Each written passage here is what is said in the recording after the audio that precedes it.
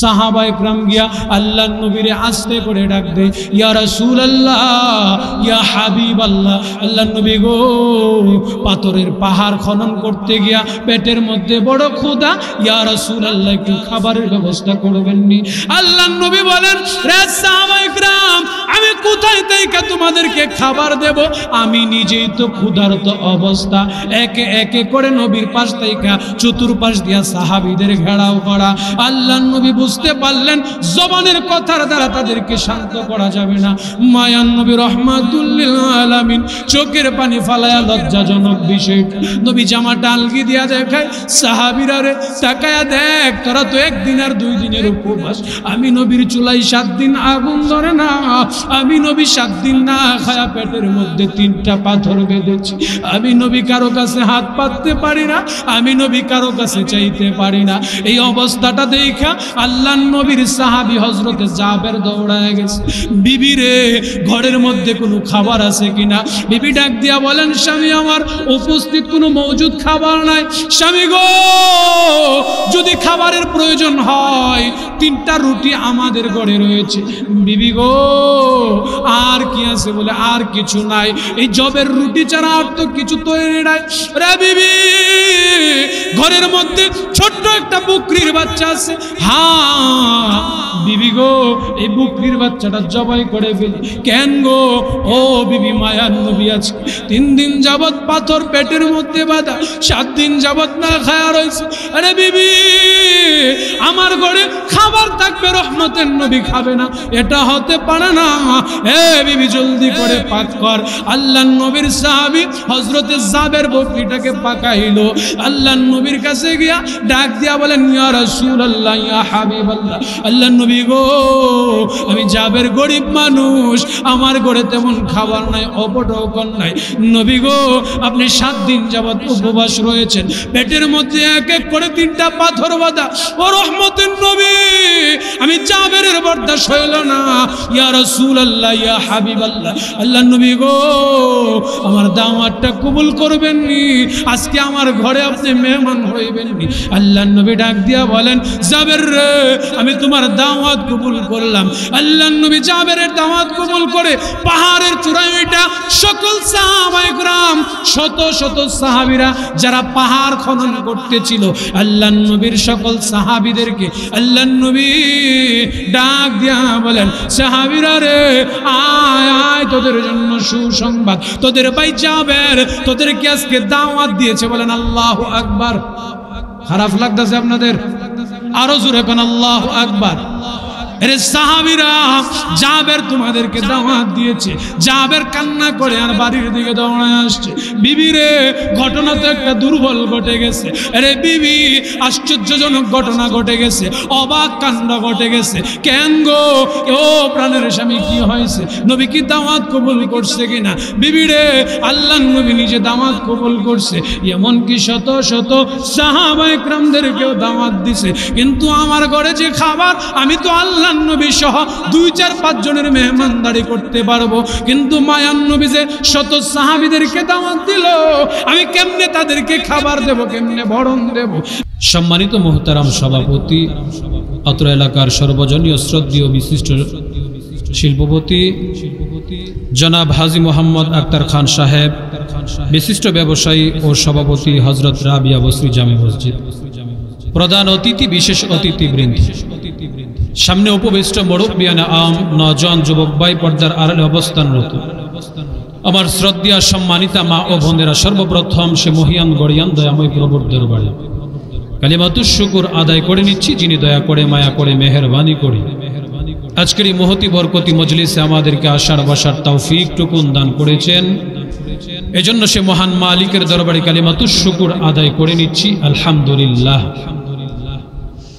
আমি যদিও আসছি ভৈরব থেকে, কিন্তু আপনাদের পূর্ব পরিচিত একজন ব্যক্তি, এই এলাকার ডাউলবাদ। রিজিকে যতদিন ছিল, মোটামুটি দীর্ঘদিনেই আল্লাহ বক্ষণ করাইছেন, আপনাদের সাথে চলেছি, উঠেছি, ফিরেছি। তো হাজারো ব্যস্ততাকে পিছে ফেলে আপনাদের মহাব্বতে আজকের মাহফিলে আসা। যেহেতু এসেছি কিছুক্ষণ কথা বলবো, কর্তৃপক্ষ নির্দেশে সেই কথাগুলোকে আমি এবং আপনারা উভয় যেন আমলে নিতে পারি, আল্লাহ পাক তৌফিক দান করুন, বলি আমিন। আমি আপনাদের খেদমতে মহাগ্রন্থ আল কোরআনের সূরা ইব্রাহিমের 7 নম্বর আয়াতে কারিমার অংশ বিশেষ তিলাওয়াত করেছি। সে তিলাওয়াতকৃত আয়াতকে সামনে নিয়ে নির্ধারিত সময় পর্যন্ত কথা বলবো। আল্লাহ আমাকে এবং আপনাদেরকে কবুল করার তৌফিক দান করুক, আবারও বলি আমিন। সম্মানিত শুধু এই পৃথিবীর জমিনে আল্লাহ তাআলা যত মাখলুকাত তৈরি করেছেন, মাখলুকাতের মধ্য থেকে শ্রেষ্ঠত্ব আর গুরুত্ব দিয়েছেন বনি আদমকে। এই পৃথিবীতে আল্লাহ তাআলা আপনাকে আমাকে বনি আদমের উত্তরসূরি হিসাবে বানিয়ে আপনার আমার শান আর মান কত দিয়েছেন। আল্লাহ বলেন তোমাদের শান আর মান বুঝাইতে গিয়ে আমি আল্লাহ একাধিক সূরাতে একাধিকবার একাধিক বস্তুর কসম খেয়েছি, বলেন সুবহানাল্লাহ। এবার বুঝার বিষয় হলো আল্লাহ তাআলা কেন বানালেন আমাদেরকে। আল্লাহ তাআলা বলেন এই পৃথিবীতে যত নিয়ামত তোমরা দেখো, যা দুই চোখে দেখতেছো, যা দেখো না তোমাদের কাজে লাগে প্রত্যক্ষ পরোক্ষ, প্রতিটা নিয়ামতই আমি আল্লাহ তোমাদের কল্যাণে তোমাদের মঙ্গলের জন্য বানিয়েছি। কিন্তু আমি আল্লাহ তোমাদেরকে বানাইলাম বিশেষ এক প্রয়োজনে। কি সেই প্রয়োজন? আল্লাহ বলেন সেই প্রয়োজনটি হলো আমি আল্লাহর গোলামি এবং দাসত্ব করব। আনি ইবুদুল্লাহ, দুনিয়াতে যতদিন বাঁচবা আমি রবের হুকুম, আমি রবের গোলামিতে নিজেকে বিলিয়ে রাখবা, নিজেকে মগ্ন রাখবা। রবের গোলামি করার জন্য রব আপনাকে আমাকে একটি ডিকশনারি দিয়েছেন, পথ প্রদর্শকের জন্য একটি গ্রন্থ দিয়েছেন, যে গ্রন্থটি পৃথিবীর শ্রেষ্ঠ গ্রন্থ। পৃথিবীর লেখক যদি একটা বই পুস্তক লেখে, সে বইয়ের শেষ পৃষ্ঠায় লিখে দে, প্রিয় পাঠক পাঠিকা, আমার এই বইটুকুন পড়ে যদি আপনার কোনো ভুল ত্রুটি নজরে পড়ে আমাকে জানিয়ে দিবেন, পরবর্তী ছাপায় আমি সংশোধন করে নেব, বলে কি বলে না? কিন্তু আহকামুল হাকিমিন আপনার আমার জন্য এমন একটি কিতাব দিয়েছেন, এমন একটি গাইডলাইন দিয়েছেন, যেটা শুরুতে আল্লাহ বলেন যালিকাল কিতাব, ও মানুষ শোনো, আমি আল্লাহ তোমাদেরকে এমন এক কিতাব দিয়েছি যে কিতাবে ভুল তো দূরের কথা, ভুল হবে এমন সন্দেহ করাটাও ভুল। সুবহানাল্লাহ। তিনি দামি কোরআন দিয়েছেন আমাদেরকে এবং দামি নবী দিয়েছেন আমাদেরকে, দুনিয়া থেকে আমরা আমল করে জান্নাতের বাড়ি পর্যন্ত পৌঁছার জন্য। আর সে জান্নাতের বাড়িতে যাওয়ার জন্যই আমাদের সামনে এই রাস্তা, এই ওয়াজ মাহফিল, তাফসির মাহফিলগুলো চালু করা হয়েছে। তো সম্মানিত শুধু যে কথাটা আমি বলতেছিলাম আপনাদেরকে, এই পৃথিবীতে আল্লাহ আমাকে আপনাকে অনর্থক অকারণে নিষ্প্রয়োজনে পাঠান নাই। আল্লাহ কোরআনে নিজে বলেন, আফাহাসিবতুম আন্নামা খালাকনাকুম আবাসাও ওয়া আন্নাকুম ইলাইনা লা তুরজাউন।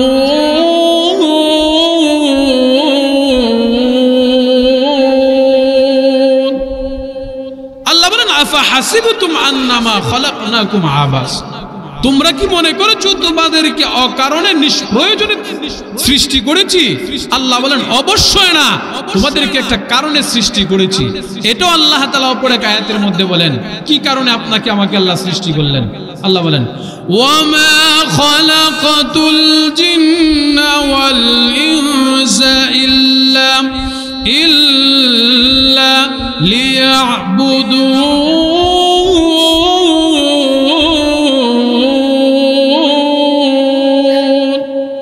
আল্লাহু আকবার কোন? কোরআনে কারিমের তিলাওয়াত শুনলে আল্লাহু আকবার বলা কারণ ঈমান বৃদ্ধি পায়, বলেন সুবহানাল্লাহ।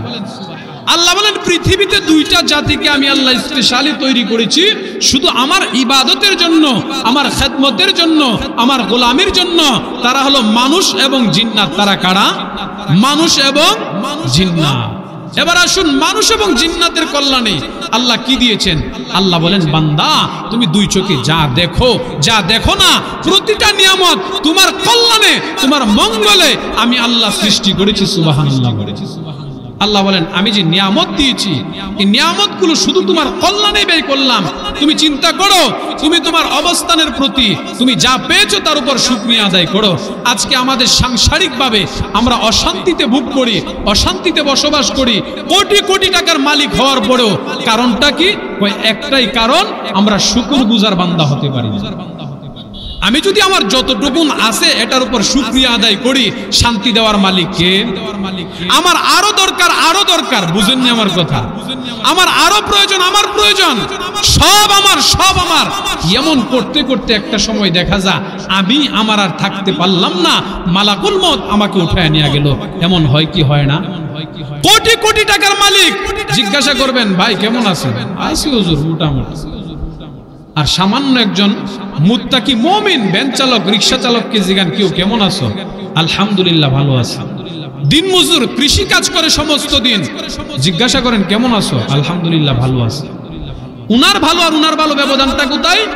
উনার কোটি টাকা উনাকে দিন দিন শুধু পেরেশানি বাড়ায়া দেয়, আর দিন মজুর দৈনিক এনে দৈনিক যিনি খা, উনার চিন্তা একটাই যে আগামীকালকের খাবারটা আমার ব্যবস্থা করতে পারলেই। এজন্য পৃথিবীতে আল্লাহ আমাদেরকে অনেক নিয়ামতের মধ্যে ডুবিয়ে রেখেছেন। আল্লাহ বলেন, বান্দা তুমি সর্ব অবস্থায় সর্ব নিয়ামতের উপর শুকরিয়া আদায় করো। যদি শুকরিয়া আদায় করতে পারো বান্দা, আমি তোমার নিয়ামতের মধ্যে বরকত বাড়িয়ে দেব। এটাই আল্লাহ কোরআনে কারিমের মধ্যে বলেন, লা ইন শাকারতুম লা আযীদান্নাকুম ওয়া লা ইন কাফারতুম ইন্না আযাবি লাশাদীদ।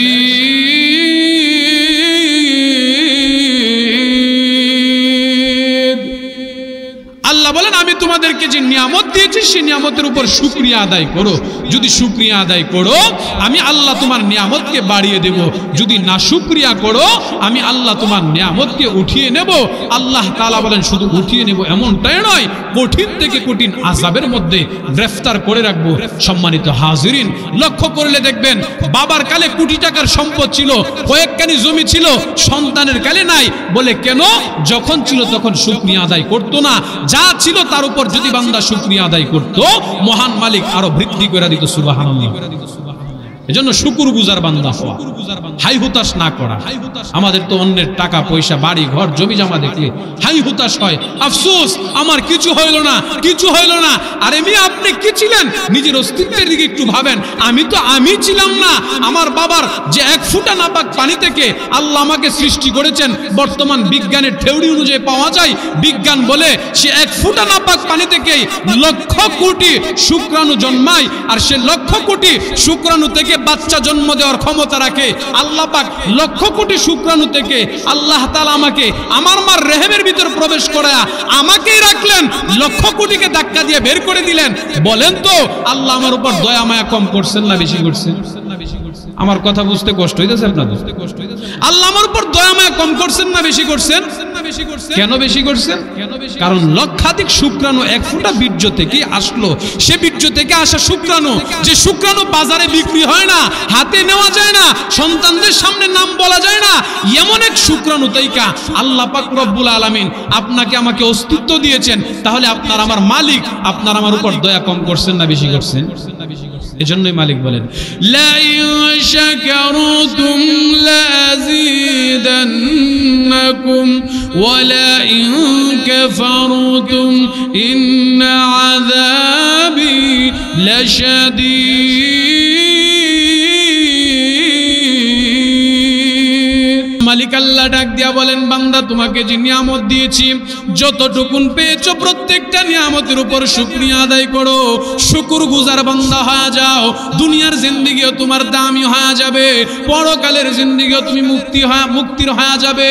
মুসা আলাইহিস সালাতু ওয়াস সালাম জলিলুল কদর একজন পয়গম্বর, যিনি আল্লাহর সঙ্গে তুর পাহাড়ে দাঁড়ায় কথা বলতেন। নাম শুনছেন না? সে মুসা আলাইহিস সালাতু ওয়াস সালাম, যিনি আল্লাহর সাথে কথা বলতেন, যিনাকে কালিমুল্লাহ বলা হয়, যিনি আল্লাহর সাথে লম্বা সময় কথা বলতেন, তিনার দাম আল্লাহর কাছে কম ছিল না বেশি? সে মুসা পয়গম্বর একদিন আল্লাহকে প্রশ্ন করেন, আল্লাহ এই আসমান জমিন নবমণ্ডল ভূমণ্ডল সৃষ্টি করলেন, কিন্তু আশ্চর্যের বিষয় আপনি কি ঘুমান না? আল্লাহ তাআলা কয়, মুসা আমি আল্লাহ ঘুমাই না। যিনি রব হবেন, খোদা হবেন, তিনার কোনো কি নাই? ঘুম নাই। আল্লাহ কোরআনে নিজে বলেন, আল্লাহু লা ইলাহা ইল্লা হুয়াল হাইয়ুল কাইয়্যুম।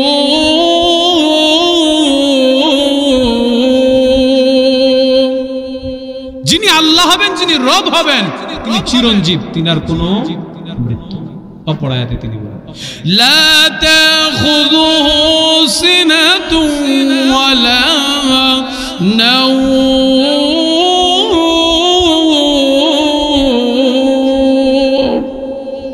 আল্লাহ বলেন আমি রবের, আমি আল্লাহর কোনো ঘুম নাই। ঘুম তো দূরের কথা, ঘুম একটা ভাব হয় না ঘুমের আগে। দেখবেন খেয়াল করে, জুমার দিন জুমার বয়ান চলে, অধিকাংশ মুসল্লি না ঘুমাইলে ঘুমের একটা ভাব হয়, এটার বলা হয় তন্দ্রা। আল্লাহ বলেন আমার কোনো তন্দ্রাও নাই, ঘুম তো দূরের কথা। মুসা নবী কয় আল্লাহ ঘুম ছাড়া আপনি থাকেন কেন? আমার একটু জানার বড় ইচ্ছা। আল্লাহ কই যদি জানতে হয় দুইটা গ্লাস ভর্তি পানি নিয়ে তুমি দাঁড়ায় যাও। মুসা পয়গম্বর দুইটা গ্লাস ভর্তি পানি নিয়ে আল্লাহর সামনে দাঁড়ায় গেলেন তুর পাহাড়ে। আল্লাহ বলেন মুসা সাবধান, দাঁড়াইছো তো শর্ত হইল সুবহ সাদেক পর্যন্ত, ফজর পর্যন্ত তুমি ঘুমাইতে পারবা না, তোমার ঘুম নিষেধ। দুইটা গ্লাস হাতে নিয়ে দাঁড়ায় থাকো। মুসা আলাইহিস সালাতু ওয়াস সালাম দুইটা গ্লাস হাতে নিয়ে দাঁড়ায় রইলেন। রাত্র যত গভীর হয় ঘুম তত মজা কম লাগে না বেশি লাগে? আরে ঘুম বেশি চাপে না কম চাপে? ফজরের আজান মুয়াজ্জিন একদিক দিয়ে দেয় আসসালাতু খায়রুম মিনান নাওম।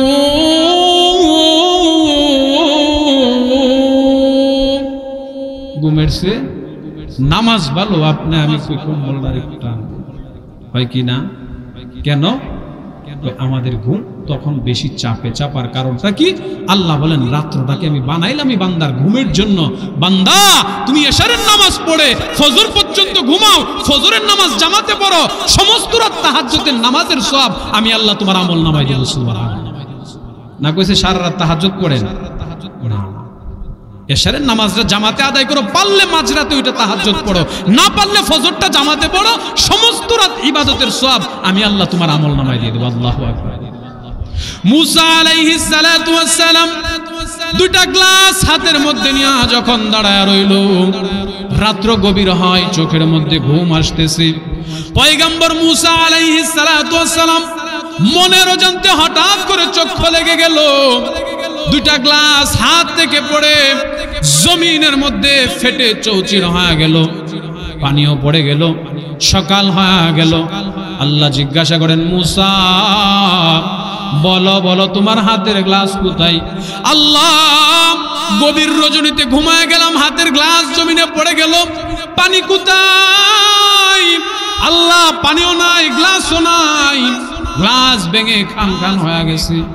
মুসা তোমার শর্ত দিলাম না ঘুমাইবার জন্য, রে মুসা তুমি ঘুমাইলা কারণটা কি? মুসা আলাইহিস সালাতু ওয়াস সালাম বলেন ও আসমানের মালিক আল্লাহ, চেষ্টা করলাম দুইটা চক্ষুকে সজাগ রাখার জন্য, দুইটা কানকে সজাগ রাখার জন্য, মনের অজান্তে ঘুম চলে আসছে। আল্লাহ ঘুমের ঘরে দুইটা গ্লাস হাত থেকে পড়া ভাঙা গেছে। আসমানের মালিক আল্লাহ, জমিনের মালিক আল্লাহ ডাক দিয়া বলেন রে মুসা বলো বলো আমি মালিক যদি এই জমিন আর আসমান রাইখা ঘুমাইতাম, কোনো না কোনো একদিন জমিন নিচের দিকে ডেবে যাইতো, আসমান ভেঙে তোলার নাই উঠতে থাকতো। এটা না বাদি দিলাম রে বান্দা। গভীর রজনীতে রাত্র 3টা বাজে এই শহীদ প্রোগ্রামে তোমার পেটের মধ্যে প্রচন্ড ব্যথা, মাথার মধ্যে তীব্র ব্যথা, শরীরটা জ্বরে আক্রান্ত হয়ে গেছে। গভীর রজনীতে আপন মানুষগুলোর ঘরের দরজা বন্ধ হয়ে গেছে, ডাক্তারখানার দরজা বন্ধ, মসজিদের ইমামের দরজা বন্ধ। এমন হয় কি হয় না? আরো কথা কন ও মুসলমান, গভীর রজনীতে রাত্র 2টা বাজে 3টা বাজে পেটের অস্থির ব্যথা, বুকের অস্থির ব্যথা। খেয়াল করে দেখবেন ওই মানুষটা পৃথিবীর কারো আশা করে না, কারো দিকে নজর করে না। বুকের তীব্র ব্যথাটা নিয়া বালিশের মধ্যে মাথাটা ফালায়া উত্তর সোজা হয়া শুয়া শুয়া আসমানের দিকে তাকায়া তাকায়া আমার মালিকের দিকে চোখের পানিগুলো টিপ টিপ করে ছাড়ে আর কয় আল্লাহ। ডানে তাকায়া দেখলাম সন্তান বসা, বামে তাকায়া দেখলাম আপন মানুষ বসা। আসমানের মালিক আল্লাহ, জমিনের মালিক আল্লাহ বুকের তীব্র ব্যথার সময়, পেটের তীব্র ব্যথার সময় তুমি যদি আমার উপর দয়ার হাত না বাড়ায়া দাও, মায়ার হাত না বাড়ায়া দাও, এই ব্যথা থেকে স্বস্তি না দাও, আল্লাহ ডাক্তারের দরজা বন্ধ, মসজিদের ইমামের দরজা বন্ধ, আপন ভাইয়ের ঘরের দরজা বন্ধ, আমি কার কাছে যাব? আল্লাহ ডাক দিয়া বলেন মুসা, এই জন্য আমি আল্লাহ ঘুমাই না। গভীর রাত্রিতে আমার বান্দা বিপদে পড়া আমি আল্লাহরে আল্লাহ বলে ডাকবে, রহমান বলে ডাকবে। আমি আল্লাহ না দয়ালু, আমি আল্লাহ না রহমান, আমি না খালিক, আমি না আমার বান্দার নিজ হাত দ্বারা তৈরি করছি। আমার বান্দা পেটের ব্যথা নিয়ে অস্থির চিৎকার করবে, চেঁচামেচি করবে। আমাকে যখন আমার বান্দা আল্লাহ বলে আমার কাছে তওবা করে আমার কাছে ডাক দেয়, এরে মুসা আমি আমার বান্দার ডাকে সাথে সাথে সাড়া দেই। এই জন্য আমি আল্লাহ ঘুমায় না। এই দয়াময় আল্লাহ আপনাকে আমাকে ডাক দিয়া বলেন আনি আবুদুল্লাহ, এরে বান্দা তোমাকে সৃষ্টি করলাম দয়া করে মায়া করে আমার গোলামির জন্য, আমার দাসত্বের জন্য। কিন্তু দুঃখজনক হলে কথা সত্য, আমাদের হায়াতে জিন্দেগির সময়টাকে আমরা এমন ভাবে ইয়েলো পাথারে কাটাইলাম, মনে হয় আমাদের কোনো মালিক নাই, আমাদের কোনো দায়িত্বশীল জিম্মাদার নাই। অথচ আমার মালিক আল্লাহ ডাক দিয়া বলেন আল্লাযী খালাকাল মাউতা ওয়াল হায়াতা লিয়াবলুয়াকুম আইয়ুকুম আহসানু আমালা। আল্লাহ বলেন আমি আসমানের মালিক আল্লাহ, জমিনের মালিক আল্লাহ। তোমার জন্য সর্বপ্রথম হায়াত নামক বস্তুটা দেওয়ার আগে মৃত্যুকে সৃষ্টি করেছি। আল্লাযী খালাকাল মাউতা, ও মানুষ তোমাকে হায়াতটা দেওয়ার পূর্বে তোমার মৃত্যুটাকে আমি আল্লাহ লিপিবদ্ধ করেছি, অতঃপর তোমাকে হায়াত দান করেছি। এরে বান্দা, এই জন্য তুমি সে হায়াতটা পাইয়া দুনিয়ার ক্ষণিকের সময়ে রঙের ঘোড়া দৌড়াও। আমি আল্লাহরে আল্লাহ বলে স্বীকার করো না, আমি রবের গোলামি করো না। বলে কেমনে বুঝলেন? কেমনে বুঝলেন? মুয়াজ্জিন মসজিদ থেকে আওয়াজ দেয় হাইয়া আলাস সালাহ হাইয়া আলাল ফালাহ, এসো কল্যাণের দিকে, এসো কামিয়াবির দিকে। আমি রাস্তাটা ফালায়া অপর রাস্তা দিয়া যাই, আছে না নাই? যদি মসজিদের সামনে নামাজরত অবস্থায় যাই, লজ্জার বিষয়। অথচ আমি আমার ক্ষণিকের সময়টাকে কাজে লাগানোর জন্য কখনো চিন্তা ফিকির করে নাই। 24 ঘন্টা দুনিয়ার পিছনেই কাটাইলাম। অথচ একজন বিজ্ঞ বড় মনীষী বলেন এই দুনিয়ার একজন পুরুষের জীবনটাকে তিনি বন্টন করলেন। বলে কেমন? আল্লাহ তাআলা যখন গাধাকে সৃষ্টি করলেন, গাধার সৃষ্টি লগ্নে গাধাকে জিজ্ঞাসা করলেন, গাধা আমি তোমাকে 30 বছরের হায়াত দিলাম, বলো সে 30 বছরের হায়াতটা তুমি নিতে চাও কিনা? গাধা জিজ্ঞাসা করলেন, আল্লাহ 30 বছরের হায়াতে আমার কাজ কি, করণীয় কি? আল্লাহ তাআলা জানায় দিলেন, গাধা 30 বছর তুমি যে হায়াতটা পাইবা সেটা দিয়ে মানুষের মাল বহন করবা, মানুষকে বহন করবা, তোমার কাঁধে করে যতদিন বাঁচবা ততদিন। গাধা কয়, আল্লাহ 30 বছর প্রয়োজন না, আমার হায়াতটা আরেকটু কমায়া 20 বছরে আয়না দেন। আল্লাহ কয় ঠিক আছে, দিলাম তোমারে 20 বছর। গাধা 20 বছর হায়াত পেলেন। বড় একজন বিজ্ঞ মনীষী বলেন এরপরে আল্লাহ তাআলা কুকুরকে সৃষ্টি করতে গিয়া বলেন, কুকুর বলো তোমাকে আমি আল্লাহ তাআলা 25 বছর হায়াত দিতে চাই, তোমার কি কোনো অভিযোগ আছে? কুকুর বলে, আল্লাহ অভিযোগ নাই, জানতে বড় ইচ্ছা, আমাকে যে 25 বছর হায়াত দিবেন সে হায়াতে আমার কাজ কি, করণীয় কি, আমি কি করব, আমার জীবিকা কিভাবে নির্বাহ করব, কিভাবে আমার ভরণ পোষণ আসবে? আল্লাহ বলেন, কুকুর মানুষ যা খাবে, খাওয়ার পরে যে জুটাটা হবে এক্সট্রা, ওভার এক্সট্রা, সে খাবারটা এক্সট্রাটা জুটাটা তোমার খাবার হবে। কাজ কি? তুমি মানুষের দুয়ারে দুয়ারে ঘুরবা, মানুষের কাছে কাছে তুমি ঘুরবা। কুকুর বলে, আল্লাহ তাহলে লম্বা হায়াতের প্রয়োজন নাই, 10 বছর কমায় দেন। আল্লাহ 10 বছর কমায় কুকুরকে 10 বছর হায়াত দিলেন। মুহতারাম হাজিরিন, এরপরে আল্লাহ বানর সৃষ্টি করবেন। বানরকে জিজ্ঞাসা করলেন, বানর তোমাকে আমি আল্লাহ 15 বছরের হায়াত দিতে চাই, বলো তুমি তোমার 15 বছরের হায়াতটা নিতে চাও কিনা? আল্লাহ আমার কাজ কি, আমার জীবিকা নির্বাহ হবে কেমনে? আল্লাহ বলেন, বানর শুনো, তোমার জীবিকা নির্বাহের কাজটা তুমি গাছের এডাল থেকে ওই ডালে যাবা, ওই ডাল থেকে ওই ডালে যাবা, নাড়াচাড়া করবা, মানুষের মজা দিবা, আনন্দ দিবা, এটাই তোমার কাজ। এইভাবেই তোমার খাবারের জীবিকা নির্বাহ হবে। বানর বলেন, আল্লাহ 15 বছরের দরকার নাই, 5 বছর কমে আমার 10 বছর দেন। এবার এই কোয়ালিটি, এই পদ্ধতিতে এক একজনকে এক একটা হায়াত দেওয়া হইল। মুসলমান, এবার আমি বলি, আমি যারা পুরুষ আছি, আপনি আমার জীবন, নারী যারা, তাদের জীবনের অবস্থাটা পর্যবেক্ষণ করা হোক। এখন শুনেন মনোযোগ দিয়া, গভীর খেয়াল করে। আপনাকে আমাকে আল্লাহ তাআলা বলেন, ও মানুষ শুনো, তুমি যে প্রথম 10টা বছর পাইলা, সে 10 বছর তুমি খেলা করলা, তোমার 10 বছর পৃথিবীতে কেউ গণনা করে নাই। 10 বছরের হায়াতটাতে তুমি অপরাধ করলা, এটাকে অপরাধ মনে করা হয়? এই বাচ্চাগুলো যদি অপরাধ করে, কেউ অপরাধ মনে করবেন কেন? কারণ তার বুঝ হয় না, অপরাধ করার মতো বয়স। এলে 10 বছর বাদ, এরপরে আমি যে হায়াতটা পেলাম, ধরেন লম্বা 30 বছর হায়াত, সে 30 বছর হায়াতটা আল্লাহ বলেন কুকুর, বানর, গাধা, তাদের কাছ থেকে উৎকৃষ্ট যে হায়াতটা নেওয়া হলো। মানুষ, তোমাকে আমি যে হায়াতটা দিলাম, সে 30 বছর হায়াতটা তুমি ধরতে পারো গাধার মতো। তোমার জিন্দেগির জওয়ানিকালের যৌবনটা বিবাহ করলা, 1 বছর 2 বছর আনন্দে সংসার করলা, মজা পাইলা, এরপরে একটা সন্তান জন্মাইলো, এরপরে সন্তান জন্মাইলো। এখন মাথার মধ্যে চাপ কম না বেশি? আগে নিজে খাইতেন, এখন সন্তানের খাওয়ানো লাগে, আত্মীয় স্বজনের খাওয়ানো লাগে।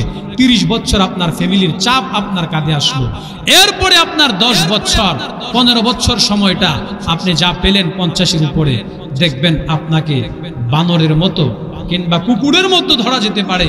এই সন্তান আপনাকে কিছুদিন খাওয়ালো, সে সন্তান কিছুদিন খাওয়ালো, এই সন্তান আপনার কিছুদিনের ভরণ পোষণের দায়িত্ব নিল, ওই সন্তান কিছুদিনের ভরণ পোষণের দায়িত্ব নিল। এভাবে ওইভাবে আপনি খেলেন। এরপরের 15 বছরটা আপনাকে বানরের মতো, কখনো বড় সন্তান, কখনো ছোট সন্তান, কখনো মেয়ের বাড়ি, এভাবে ঘুরতে ঘুরতে নাতিদেরকে আনন্দ দিতে দিতে, খেলা দিতে দিতে সময় পার করা লাগে, নিজের জীবিকা নির্বাহ করা লাগে। কথা কোন ঠিক কিনা? কিন্তু আমার মালিক বলেন, বান্দা, এই সময়টাকে যদি তুমি কাজে লাগাইতা, আমি আল্লাহ দুনিয়াতেও তোমাকে সফল কাম বানাইতাম, পরকালেও তোমার জন্য জান্নাত অবধারিত করতাম। বলেন সুবহানাল্লাহ। তাইলে বুঝা গেল, এই পৃথিবীতে আমরা যা নিয়ামত পেয়েছি, প্রত্যেকটা নিয়ামত আমার আল্লাহ আমাদের জন্য, আমাদের অনুকূলে নিয়ে আসছেন। কথা কোন ঠিক কিনা? আমি এই পাড়াতে থাকছি দীর্ঘদিন, আমি জানি অনেকেই গরু পালেন, গাবি পালেন, বিশাল বড় বড় গাবি, বালতি ভর্তি দুধ দেয়। বলেন তো, আপনি একজন মানুষের শক্তি বেশি না একটা গরুর শক্তি বেশি? টান দিলে রাখা যা, রাখতে পারেননি। আল্লাহ নিজে বলেন, খলিকাল ইনসানু যায়ীফা, মানুষ বড় দুর্বল, মানুষ একেবারেই দুর্বল।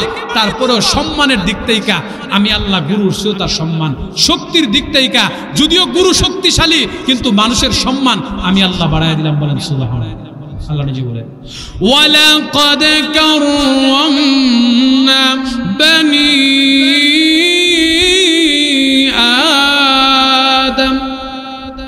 আল্লাহ বলেন, এই পৃথিবীতে বনি আদমের চেয়ে উৎকৃষ্ট দামি কোনো মাখলুকাত আর কাউকে বানাই না আল্লাহ।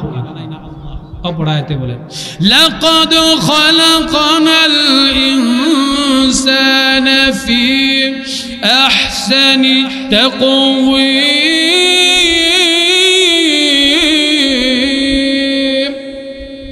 আল্লাহ বলেন, তোমাদের চেয়ে অবয়ব সুন্দর আকার আকৃতি দিয়া আর কোন মানুষই পৃথিবীতে আমি আল্লাহ আর কোন বস্তুই তৈরি করি নাই। আল্লাহ। তাহলে আপনার ঘরের গাভীটা শক্তিশালী হওয়ার পরেও আপনার সে দামি হয় না। সে গাভীর নিয়ামত, দুধ দোহন করার মতো শক্তি আল্লাহ আপনাকে দিয়ে দিচ্ছে। গাভী চাইলে আপনাকে লাঠি দিয়ে দূরে সরায় ফেলতে পারতো, কিন্তু গাভী বলেন, মালিক আমি সরায় না, আমার আরেকজন মালিক আহকামুল হাকিমিন হুকুম দেয়া দিছে, এই গাভী আমার বান্দা হইছে আমার, আর তুই হইবি আমার বান্দার। সুবহানাল্লাহ। মুসা আলাইহিস সালাতু ওয়াস সালাম তুর পাহাড়ে যাওয়ার সময় লক্ষ্য করে তাকায়া দেখেন, পাহাড়ের চূড়া থেকে গুনগুন কান্নার আওয়াজ আসে। কে যেন একজন মানুষের কণ্ঠে কান্না করতেছে।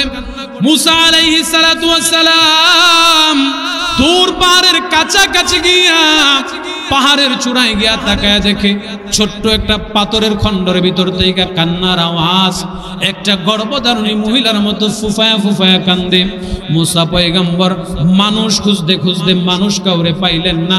পাথরকে লক্ষ্য করে বলেন, পাথর আমি তো ভাবলাম কোনো একজন গর্ভধারিণী মা কান্না করতেছে, কিন্তু তুমি পাথরের ভিতর থেকে কান্নার আওয়াজ আসতেছে। বলো রে পাথর, তুমি কেন কান্না করো? মুসা আলাইহিস সালাতু ওয়াস সালামের প্রশ্নের জবাবে পাথর ডাক দিয়া বলেন, রে পয়গম্বর মুসা, তুমি তো এখন তুর পাহাড়ে আল্লাহর সঙ্গে কথা বলতে যাইতেছো, তুমি তো কালিম, আল্লাহর সঙ্গে কথা বলবা, আমার আল্লাহরে জিগাইবানি আমি পাথর রে কেন সৃষ্টি করছে? কারণ আমি পাথর শুনেছি আমার আল্লাহ নাকি আমাকে জাহান্নামের আগুনের মধ্যে ফেলবে। শুধু জাহান্নামের আগুনের মধ্যে ফেলবে এমনটাই নয়, মানুষ আর পাথর দিয়া আল্লাহ জাহান্নামের আগুন ধরাবে। মুসলমান যুবক ভাই, মুরব্বী বাবা, ও পর্দার অন্তরালের মা, খেয়াল করে শুনুন, দুনিয়ার আগুন জ্বালানো হয় লাকড়ি দিয়া, দুনিয়ার আগুন জ্বালানো হয় গ্যাস দিয়া, কিন্তু জাহান্নামের আগুন লাকড়ি দিয়া জ্বালানো হবে না, গ্যাস দিয়া জ্বালানো হবে না, বনি আদমের একটা অংশ মানুষকে দিয়া এবং পাথরকে দিয়া। আর ওই আগুনের পাওয়ারটা কেমন হবে? দুনিয়ার আগুনের নিয়ম হলো, দুনিয়ার আগুন যখন পাঞ্জাবিতে লাগে, আগে পাঞ্জাবি পুড়ে, এরপরে চামড়া পুড়ে, এরপরে হাড্ডি পুড়ে, এরপরে গোশত পুড়ে, এরপরে কলিজা পুড়ে। মুসলমান যুবক ভাই, মুরব্বী বাবা, মনের কান লাগায়া কথাগুলো শুনেন, কিন্তু জাহান্নামের আগুন এতটাই ভয়ানক আগুন হবে, সে আগুন আপনার আমার চামড়া আগে পুড়বে না, সে আগুনটা যখন নাফরমানের শরীরে লেগে যাবে, নাফরমানের কলিজাটা আগে পুড়বে। যুবক ভাই, মুরব্বী বাবা, নাফরমান চিৎকার করতে থাকবে আর ডাকতে থাকবে, প্রভু গো, এই আগুন থেকে কি মুক্তি দেওয়া যায় না? ইয়া হান্নান, ইয়া মান্নান, ইয়া হান্নান, ইয়া মান্নান। প্রভু, দুনিয়াতে গুনাহ করেছি, নাফরমানি করেছি, এই জাহান্নামের আগুন থেকে কি মুক্তি দেওয়া যায় না? মুসা রে, শুনেছি আমার আল্লাহ আমি পাথরকে দিয়া জাহান্নামের প্রথম আগুন জ্বালাবে। আমি তো অপরাধ করি নাই, গুনাহ করি নাই, মানুষ গুনাহ করেছে, নাফরমানি করেছে, আমি পাথরের কি অপরাধ?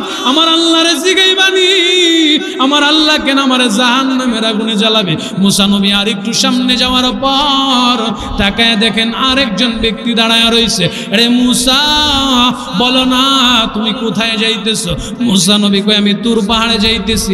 রে মুসা, আল্লাহর সঙ্গে যদি কথা বলো, আমার মালিককে জিজ্ঞাসা করবা, আমার দুইটা হাত নাই, পা নাই, আমার দুইটা হাত নাই, পা নাই, আমি অচল মানুষ, আমাকে একজনে আগায় দিলে আমি হাঁটতে পারি, একজনে এক জায়গায় বসাইলে বসতে পারি, বৃষ্টি আসলে এই জায়গার মধ্যে দাঁড়ায় থাকতে হয়, রৌদ্র আসলে এই জায়গার মধ্যে রৌদ্রের তাপ নিতে হয়।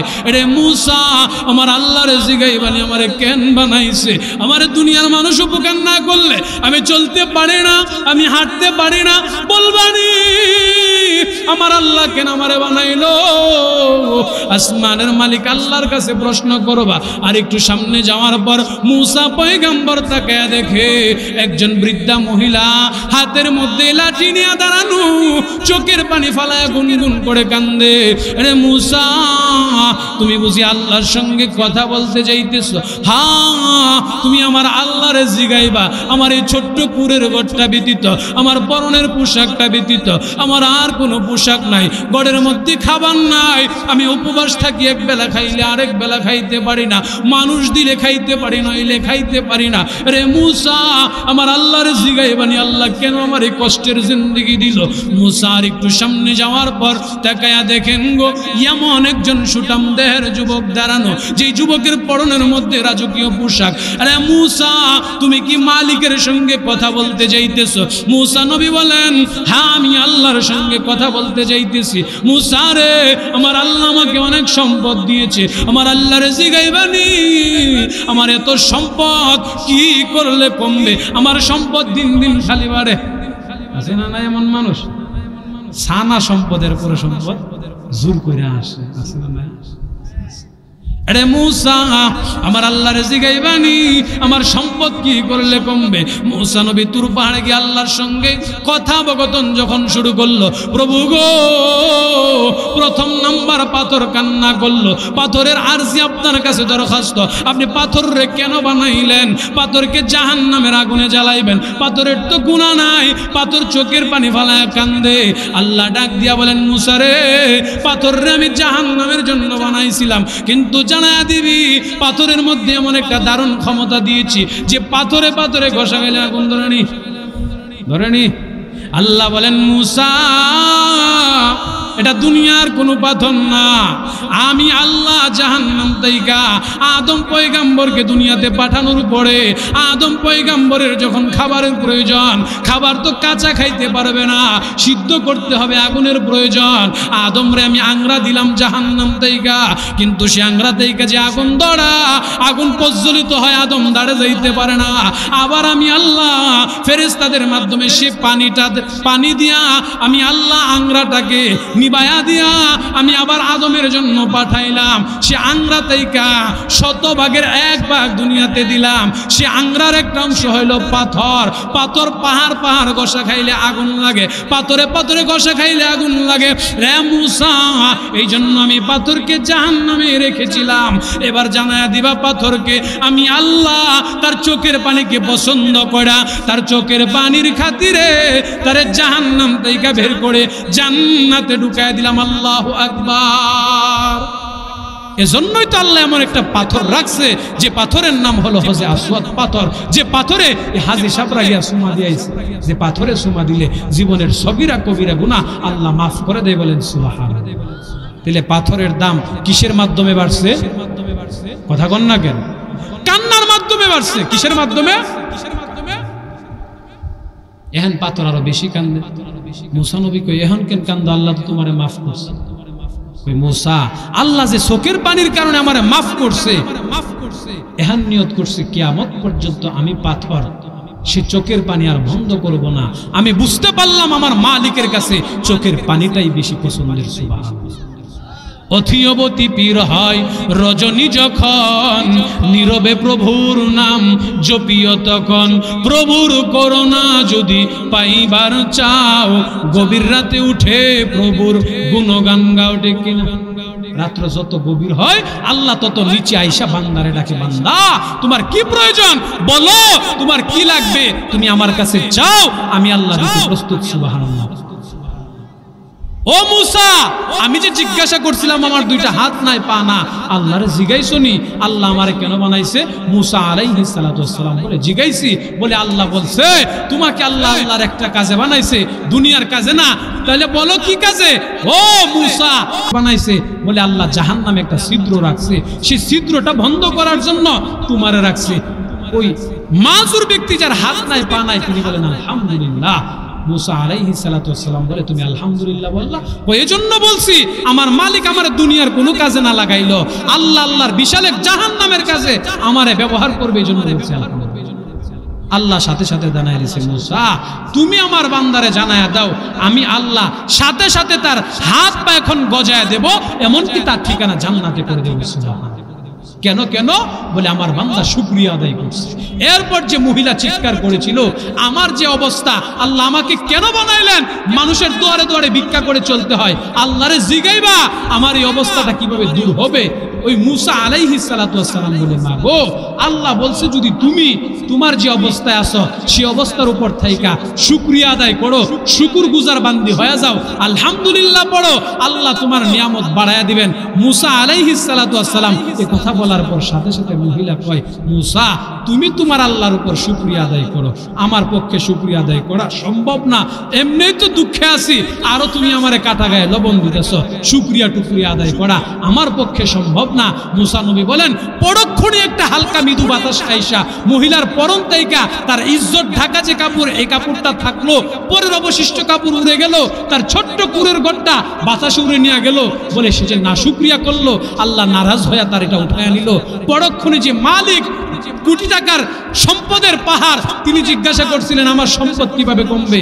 মুসা আলাইহিস সালাতু ওয়াসসালাম বলেছিলেন তুমি যদি নাশুকরিয়া করো আল্লাহ বলছেন তোমার সম্পদ কমতে থাকবে। ওই ব্যক্তি কই আল্লাহর সম্পদ পাইছি শুকরিয়া আদায় কইরা, এখন নাশুকরিয়া করবো এটা আমার পক্ষে সম্ভব। আল্লাহ তার সম্পদ আরো বাড়াইতে শুরু করলো। তাহলে বোঝা গেল সম্পদ বৃদ্ধি পা শুকরিয়া আদায় করলে না শুকরিয়া আদায় করলে। আপনার সমকালীন সময়ে সম্পদ থাকলো, পরে দেখবেন সন্তানের কাছে সম্পদ নাই। কেন? সে সম্পদের শুকরিয়া আদায় করলেন না। শুকরিয়া আদায়ের অনেকগুলো ধারা আছে, এর মধ্যে একটা ধারা হলো আপনার সম্পদটাকে নিজের প্রয়োজনেও ব্যবহার করা, কৃপণতা না করা, মসজিদ মাদ্রাসায় গরিব গাঙ্গালকে দান করা, যাকাত সঠিক মতো আদায় করা, এটাও শুকরিয়ার এক।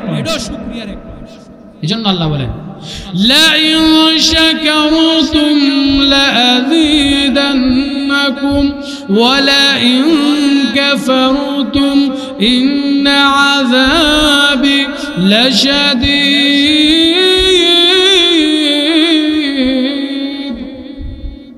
আল্লাহ বলেন আমি যে নিয়ামত তোমাদেরকে দিয়েছি সেই নিয়ামতের শুকরিয়া আদায় করো, আমি আল্লাহ তোমাদের নিয়ামতের মধ্যে বরকত বাড়িয়ে দেব। আর যদি না শুকরিয়া আদায় করো, যে নিয়ামত দিয়েছি তা তোমাদের কাছ থেকে ছিনিয়ে নেব। ইন্না আযাবি লাশাদীদ, অতঃপর তোমাদেরকে আমি আল্লাহর কঠিন আযাবের মধ্যে গ্রেফতার করব। এ মুসলমান, আল্লাহ যত বড়, আল্লাহর আযাবও তত বড়। আল্লাহর আযাব থেকে যদি বাঁচতে হয়, আপনাকে আমাকে শুকরগুজার বান্দা হতে হবে। আল্লাহ যা দিয়েছেন তার উপর শুকরিয়া আদায় করতে, যা পাইছি তার উপরে আলহামদুলিল্লাহ বলে। সমাজে দেখবেন অনেক মানুষ আছে হাই হুতাশ করে, সন্তান মারা গেছে, আল্লাহ তাআলা নিয়ে গেছে, দেখবেন খুব হাই হুতাশ করতেছে।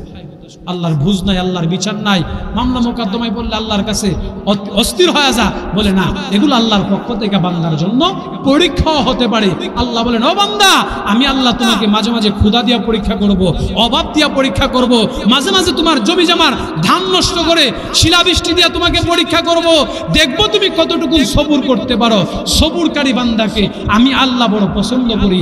ইন্নাল্লাহা মাআস সাবিরিন, যারা ধৈর্য এবং সবরের সাথে জিন্দেগি পারাপার করে, আল্লাহ বলেন তাদের কোনো দুনিয়াতে হতাশা নাই, তাদের কোনো পেরেশানি নাই। আমি আল্লাহ তাদের উপর মায়ার হাত, দয়ার হাত বাড়িয়ে দেব।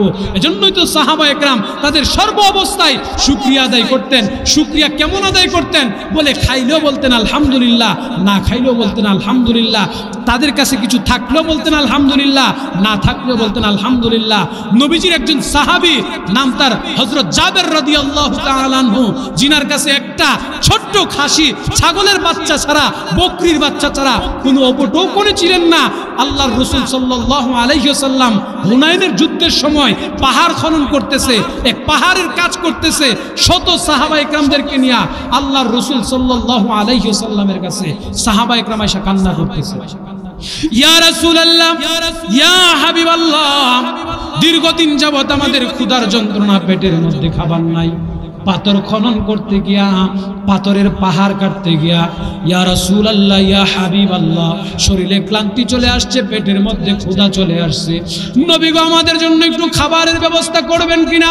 সাহাবা একরাম তাকায় দেখে আল্লাহর নবী রাহমাতুল লিল আলামিন, মায়ার নবী, উম্মতের দরদি নবী, মসজিদে নববীর মধ্যে নিজের পেট মোবারকটা নিচের দিকে লাগায়া আল্লাহর নবী চেহারাটাকে জমিনের দিকে দিয়া চোখের পানি ফালায়া ফালায়া খোদার যন্ত্রণায় কান্না করতেছে।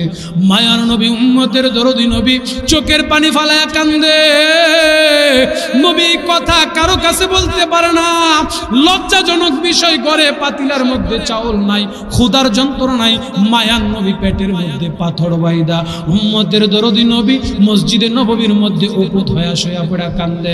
এমন মানুষ শুধু ১৫০০ বছর পূর্বে মদিনায় ছিল, মক্কায় ছিল, এমনটা নয় রে যুবক ভাই, মুরব্বী বাবা, লক্ষ্য করে দেখবেন এই শহীদ প্রোগ্রামেও এমনও মানুষ আছে এক বেলা খাবার জোগাইতে পারলে আরেক বেলা জোগাইতে পারে না, বড় কষ্টে জীবন যাপন যায়, সংসার চালাইতে বড় কষ্ট হয়। এমন মানুষ আছে না নাই? আরো জোরে কন। আপন ভাই কোটি টাকার মালিক, লক্ষ লক্ষ কোটি টাকা বছরে মাইকিং করে যাকাত দেয়, আছে না নাই? আপনারা এলাকার কথা কই না, পরে তো কইবেন মৌলবি ফেস লাগাইছে। আমি আমার ভৈরবের কথা বললাম। রমাদান মাস আসলে 22-23 রমাদানে মাইকিং করা হয়, বিভিন্ন চ্যানেলের মধ্যে বিজ্ঞপ্তি দেওয়া হয়, অমুক শিল্পপতি জাকাতের কাপড় দিবেন, জাকাতের স্বর্ণাঞ্জামি দিবেন।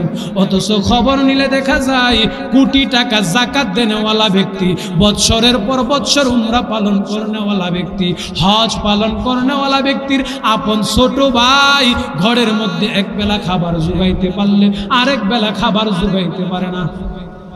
আছে না নাই? এটা আপনারা যদি কন তাইলেও সত্য, না কইলেও সত্য। ওই হুজুর কেমনে দিমু, দীর্ঘ 15 বছর 20 বছর তার সাথে আমার ঝগড়া। আল্লাহর নবী বলেন তুমি পূর্ণাঙ্গ মুমিন হতে পারো নাই। ভাই ভাইয়ের সঙ্গে ঝগড়া থাকতে পারে না, ভাই বোনের সঙ্গে ঝগড়া থাকতে পারে না। আসমানের মালিক আল্লাহ বলেন ভাই আর বোন এত মধুর সম্পর্ক, যতক্ষণ একজন আরেকজনের সঙ্গে বৈশাখ কথা কয় আসমানের ফেরেশতারা ততক্ষণ তাদের পিছনে আমল নামায় নেক লিখতে থাকে। আল্লাহু আকবার। কিন্তু দুঃখজনক হলো ও সোহেলপুর এলাকার যুবক ভাই মুরব্বী বাবা, এটাই সত্য কথা।